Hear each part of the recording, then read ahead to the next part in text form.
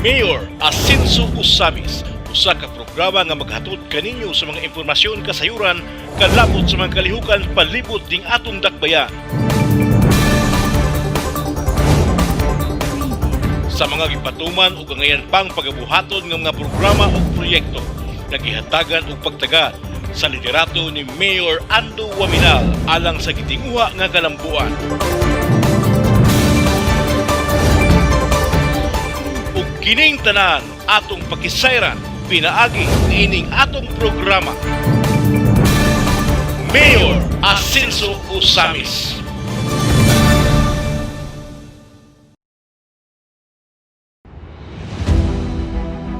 Setyembre 1, 2020, personal nga miatubang si Mayor Asenso Usamis Ando Waminal sa local media, katawhang Usamis nun og sa publiko sa kinatibukan, pinaagi sa press conference nga live usab nga nakita sa official Facebook page ni Mayor Ando og Asenso Usamis News Channel og sa AONC og Best Channel sa local cable TV.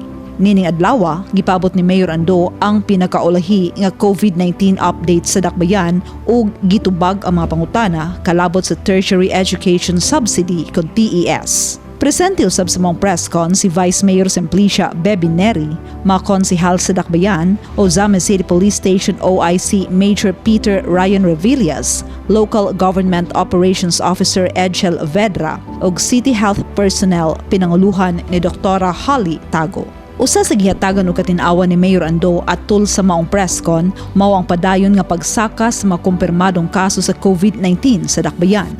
Iyang gipasabot nga taas ang confirmed positive cases sa Ozamis City tungod kay kita nagtest pinaagi sa City Health Office sa mga individual lakip na ni adtong wala gi-prioritize base sa guidelines sa Department of Health.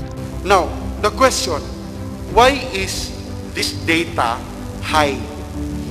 No, ngano ang Usamis daghan kaayo og positive? Why only in only in Usamis, in the whole province nga murag kung makuan pa exponential ang growth?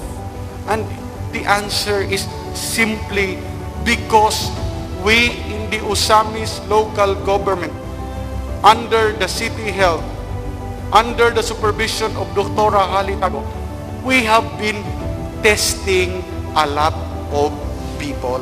We have been testing even those who are not required or not prioritized to be tested based on the DOH guidelines. Katong close contacts atong naa sa tindahan nga maligya atong gipangita then giswab. Now, that again is another added measure. Kay per DOH guidelines, kung ang close contact dili symptomatic, dili na unta i-swab. If all asymptomatic, kung pulo kabuk ang close contact, i-assess lang sa ato ang doctors, atong medical workers, and then tanaw nila kung kani immunocompromised, kani senior, high risk ni, so i-swab. But dili unta tanan. But in our case in Usamis, giswab nato tanan. Ang minimum guidelines nga ipatuman sa DOH ang gi-enhance sa dakbayan sa Usamis. Sa pag-abot sa mga LSIs o sa mga ROFs sa dakbayan, sila gipailalom sa rapid test. Ug kadtong mga nagpositibo sa rapid testing ang ipailalom sa 14-day mandatory quarantine. Samtang kadtong mga nag-negative ang ipailalom usab sa quarantine sa lahi usab nga facility. Human sa quarantine, imbes nga automatic nga i-release balik sa komunidad, ang mga returning residents nga una nang nag-positive sa ilang RT-PCR kung swab test ang ipailalom na usab sa swab testing. Ug katong mga nag-negative, ipailalom sa rapid testing pag-usab. Gihimo kini sa Ozamis City tungod sa nahitabo nga kaso sa taga-RS Tan Village nga nahumana sa iyang 14-day quarantine sa lungsod sa Aluran apan nagpositive gihapon sa iyang swab test sa iyang pagbalik dinhi sa Ozamis City. Kalabot sa status sa mga quarantine facilities sa Dakbayan, lakip na ang mga barangay facilities. Kining tanan, gi-check o gi-aprobahan sa usa ka representante sa Department of Health ug regular nga gi-monitor sa City Health Office. Ang mga quarantine facilities sa Dakbayan ang nakita nga nakakomply sa mga guidelines na gimando sa DOH. Gitubag usab ni Mayor Ando ang mga pangutana kung ngano nga dili basta-basta nga mapailalom ang Dakbayan sa Modified Enhanced Community Quarantine kung MECQ. Now, I have also received requests for ECQ, MECQ. Now, our community quarantine status now is MGCQ, Modified General Community Quarantine. Yesterday, the President Rodrigo Duterte, has announced on national TV nga gi-declare niya MECQ only illegal. GCQ, NCR, Batangas, and others, the rest of the Philippines is placed under MGCQ. Ipasabot ni Mayor Ando nga dili makabot-bot ang Dakbayan og desisyon kalabot sa quarantine status tungod kay gawas nga adunay mga conditions nga angay i-comply ang LGU aron mapailalom sa MECQ. Kinahanglan usab nga 25% sa mga barangay sa usa ka lungsod o syudad ang anaa sa critical zone nga nagpasabot nga daghan ang COVID-19 cases sa maong lugar. Now, many are asking, ECQ na ta, MECQ. We cannot. It's not like before nga naatay leeway gamay, natay medyo allowance to decide. We do not have, the mayors now do not have the authority to put our LGU under this or that unless we comply with the conditions. Now, what are the conditions? For MECQ, it should be that at least 25% of our barangays are declared as critical zone. At least 25%. So in our case, 51 barangays, 25%, 13 more or less. So dapat 13 ang under critical zone. How many are in critical zone now? 0. Gipasabot ni Mayor Ando nga bisan wala gipailalom ang Dakbayan sa ECQ o MECQ, wala kini mapasabot nga ang publiko magpasagad. Ibutang kanunay sa hunahuna nga daw kita gipailalom sa ECQ o MECQ. It is not stopping us from thinking that we are under MECQ and acting like we are under MECQ. Gidugang usab ni Mayor Ando nga dili kita angay nga mangandoy nga mapailalom sa ECQ o MECQ. Kay kung mahitabo man og galing kini, nagpasabot lamang nga 1351 ka mga barangay sa Dakbayan ang critical zone nga nagpasabot sa daghang mga kaso sa COVID-19. And let us not wish nga MECQ ta or ECQ. Kaya kung mahimot ang MECQ or GCQ, sabot ana na meet ang mga conditions. A critical zone, at least 13 barangays. Isud kayo. Gipaklaro sab sa mayor nga disiplina sa kaugalingon ang solusyon aron mabuntog nato ang COVID-19. At the end of the day, it all boils down to discipline. Sa campaign, sa DILG, karon disiplina muna. We, I, you, us. Kita ang makasulbad ni ining problema. Kita ang makatabang sa tanan na mawala ning COVID dinhi.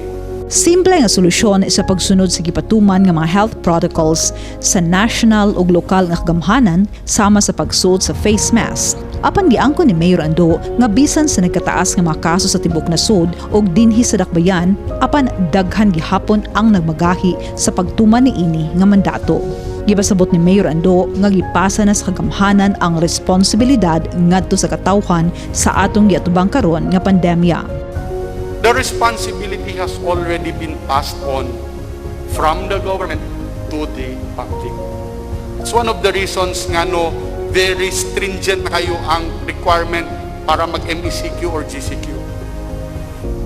gisalig na sa gobyerno, sa national government, gisalig na dito sa kaning mga tao sa atoa.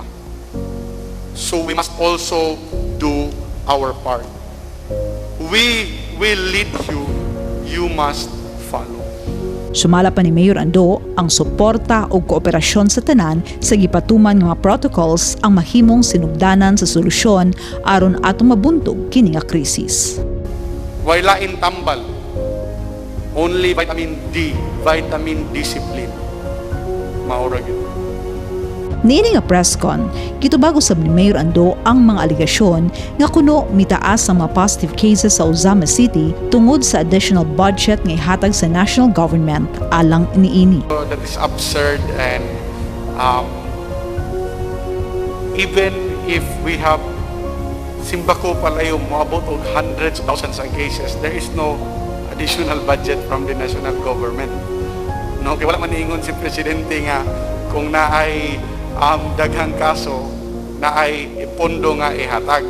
Kataw-uno na nga makahuna-una sila ingunana despite the pandemic that we are facing now. Gipasabot sab ni Mayor Ando nga dili fabricated ug dili ang LGU Zamis ang nagdeterminar sa mga confirmed positive cases sa COVID-19. Tungod sa nagkadaghan ng mahitabo sa misinformation sa social media, may panawagan si Mayor Ando sa publiko, ilabi na sa katawhang o Zamisnon. Let's be careful before we post any comments or we make any posts, atong tan-awon kung unsa gyud ang facts behind the situation. It applies to all that we face here in our city.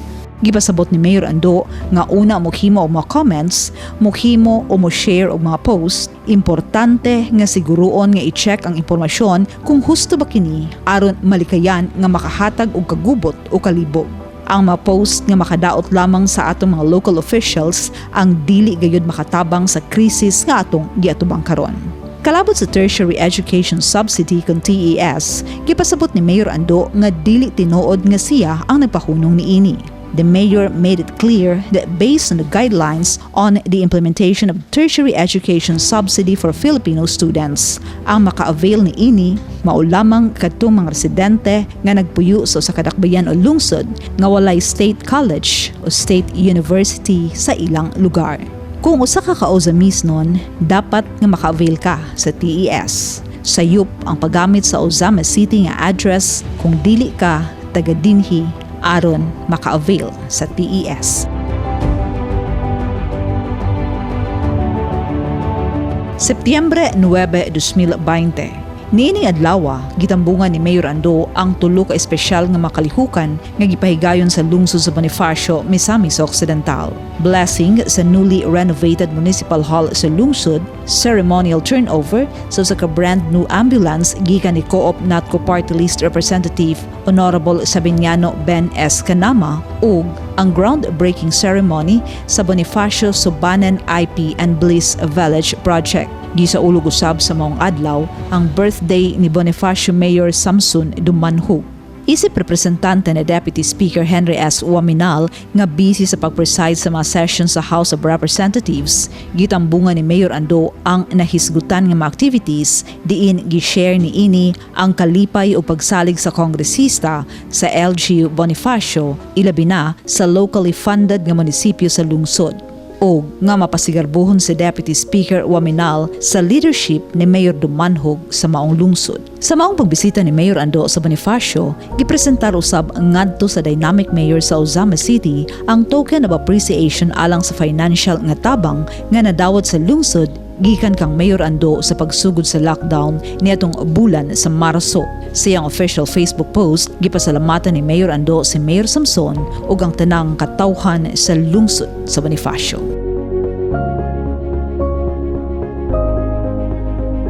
Sa samang adlaw sab sa may alas 10 sa buntag, gilift ang localized lockdown sa Purok 3 Barangay Malaubang. O sa musunod nga adlaw, Setyembre 10 sa samang oras, gilift usab ang lockdown sa Purok 1 sa maong barangay nga miabot na sa 14 ka adlaw.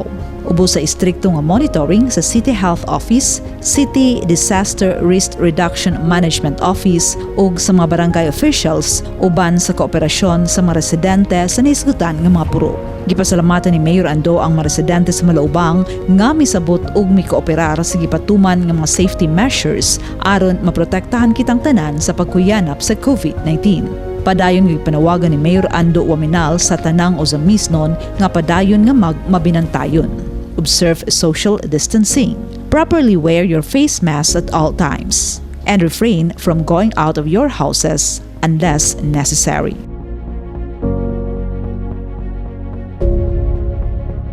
Setyembre 10, 2020, gisugdan ang renovation sa Ozamis City Public Mall. Basta nakuha ang impormasyon sa AONC News Team sa foreman sa ongoing repair and renovation, ilabi na ang dried fish section nga pagagubon o gayuhon tungod sa kaguba o kahugaw sa mga stalls ni ini.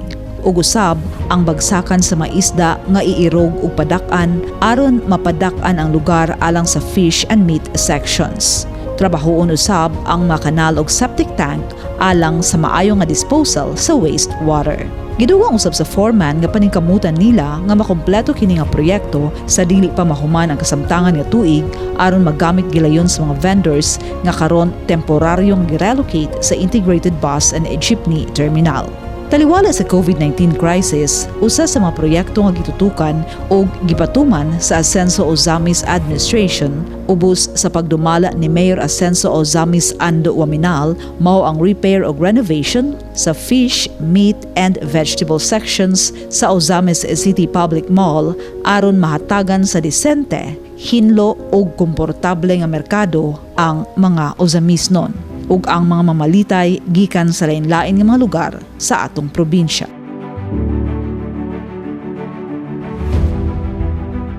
Pagka Setyembre 11, 2020, temporaryo ang gisuspinde ang trabaho sa Ozamis City Hall alang sa disinfection human duha ka mga LGU employees ang na-test nga positibo sa COVID-19.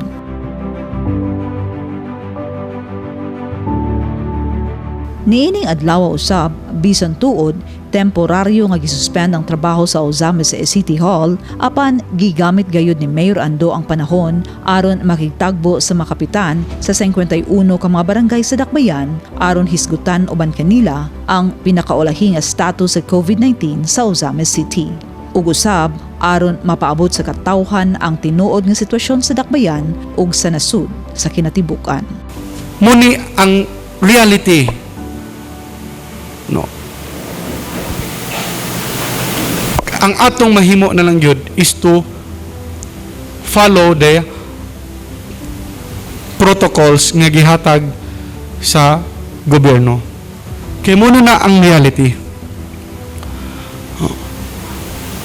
Kita, atong gina-report tanan sa katawhan, we are transparent to the people, kay kinahanglan makabalo ang mga tao para sila magbantay. Klaro na kaayo ang mando sa national government is already passing on the responsibility from the government, from the president, from the mayor, from the barangay captains, ang responsibility na nakaroon sa katawhan. Sunod mo. Ipahigayon ang meeting sa The Working Congressman Function Hall sa Fertig Hills, Tangub City.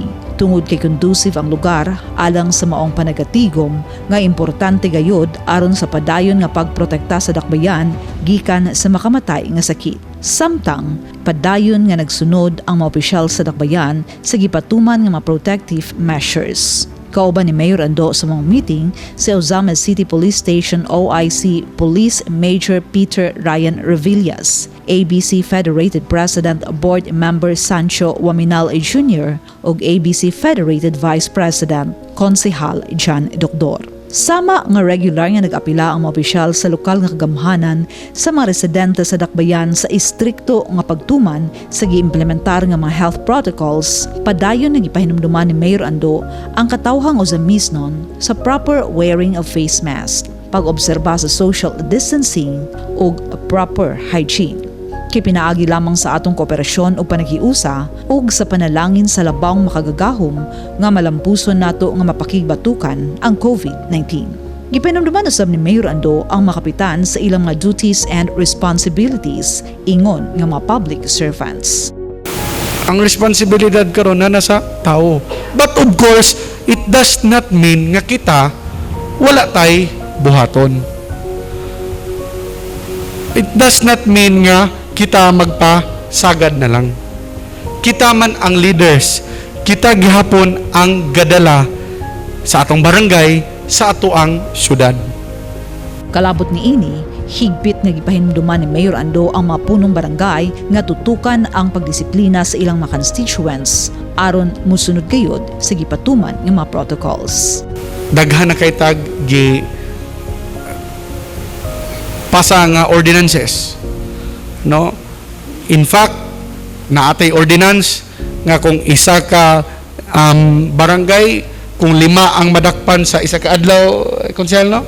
Suspended ang kapitan. Kung moadto ko og Kinumanorte, makita lang ko nga walay gamas, 5 ka buok, automatic suspended.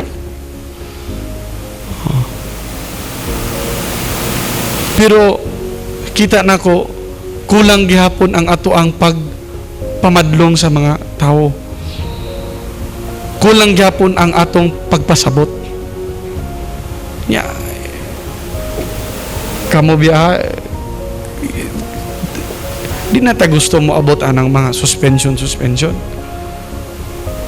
From the start, kabalo biya mo unsay atong kontra, kinsay atong kontra. Way lain ang COVID. Karon ato maning tinuyuan nga atubang nato nga problema. Kay kita tanan kita may nindagan. Diba? Bisan pag moingon nga hangyo tas katawhan, gipugos tas katawhan. Pero at the end of the day, kung gihangyo man ta, nisugot ta, atuan ang desisyon. Dili ang katawhan ang gapasulat sa ballpen nga mo parma nga mo file. Gigusto nato. So gigusto nato, gisaligan ta, dili nato talikdan. Ang risk is there. Ang risk nagkadako, nagkagrabe. The responsibility, yes, gipasa na sa tao. But the bigger responsibility is naa sa ato. Kung unsaon pagpatuman sa mando sa gobyerno, naa gihapon sa atoa. Tungod sa COVID-19, nalimitahan ang makalihukan sa dakbayan, ilabi na sa makasaulugan sa umaabot nga bulan sa Disyembre. Bisan pa man, gihatagan gihapon ni Mayor Ando og rason nga mag-celebrate ang mga kabarangayan sa bulan sa Disyembre. Disyembre ning tuiga, base sa gibutyag ni Mayor Ando sa maong Liga meeting, moabot na ang mga bagong rescue vehicles nga gipalit sa Asenso Ozamis Administration alang sa 51 ka mga barangay sa dakbayan. Gibana-bana nga moabot sa Disyembre 8 ning tuiga ang mga rescue vehicles nga naatulusab sa kasaulugan sa dakbayan sa kapistahan sa Immaculada Concepcion ug distribute gilayon sa matag barangay ingon nga katumanan sa saad sa mayor sa nakalabay nga tuig. Mohatag usab si Mayor Ando sa matag barangay sa kantidad nga 20,000 pesos sulod sa bulan sa Disyembre alang sa fuel sa maong mga rescue vehicles. Sa mga meeting usab, gi-release ang share sa matag barangay sa Real Property Tax kun RPT nga i-turn over sa matag kapitan.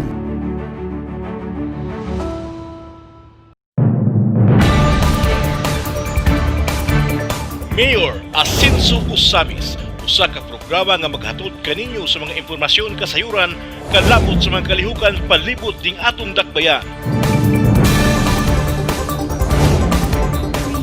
Sa mga gipatuman ug gangayan pang pagabuhaton ng mga programa ug proyekto nagihatagan og pagtagad sa liderato ni Mayor Ando Waminal alang sa gitinguha nga kalambuan.